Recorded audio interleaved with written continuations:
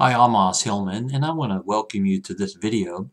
Today, I want to answer a question, and that is, what really is the seven mountain message? You know, whenever God begins to do a new work on the earth, it often comes with confusion because people wonder, is this from God or is this some new doctrine? Or, they don't know how to view this new strategy that sometimes God employs. But the Seven Mountain Message goes back to 1975 when Bill Bright, founder of Campus Crusade, and Loring Cunningham with Youth with a Mission met for the very first time. And God spoke to them that week, they tell each other, and he said, if we're going to influence culture, then we have to focus our attention on the seven mind molders or gates of culture. And what they were saying was that God was showing them that if we're going to influence culture, there are seven unique areas that most define culture, and that is business, government, media, arts and entertainment, education, family, and the church. And these areas often define what we're going to believe and what kind of value system we're going to have. So this is the core message. Now, this message is not a theology.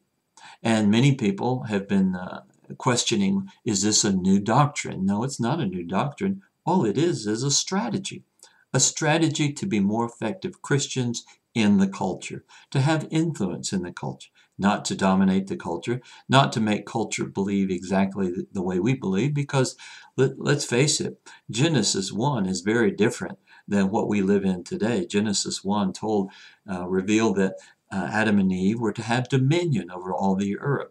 And we may think that we potentially could have that here, but it's unrealistic.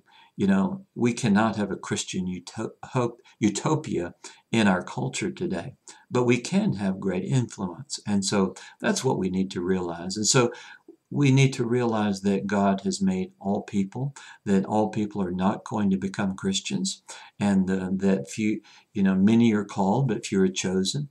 But there's always a free choice. And that's what we need to realize as believers, that God gives free choice. You have a choice to believe in God or not. And God doesn't force you to believe, nor should we. And so that's why it's important for us in this movement and in Christianity as a whole to realize that God calls us to live with everyone, to accept different lifestyles, to accept people the way they are, different faith persuasions. And this means that, not everybody's going to believe the way we in the Christian church believe. But Jesus did pray this prayer. He said, I pray that there would be heaven on earth. And so what that means is that as believers, we want to pray that we can bring the love of God and the power of God on earth as it is in heaven. And as a result, we believe that culture will be better, and we will be able to solve problems in culture and serve the culture. And so it doesn't mean that we control culture, and every Christian effort at trying to control culture has ended bad. And so we need to realize that about this movement.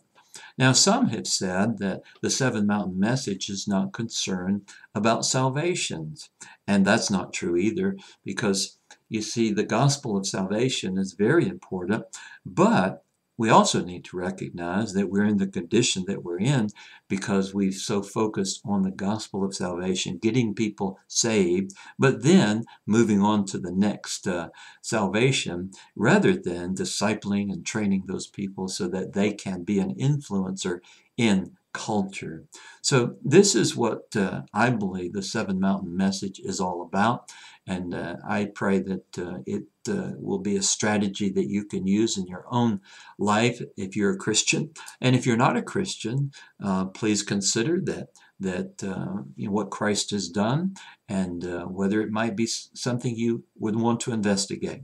But if you don't have to believe, and we just want to bless you and say that, God has called all of us to live together and to walk in a relationship and be able to respect each other. And so, as a believer, I really value that as well. God bless.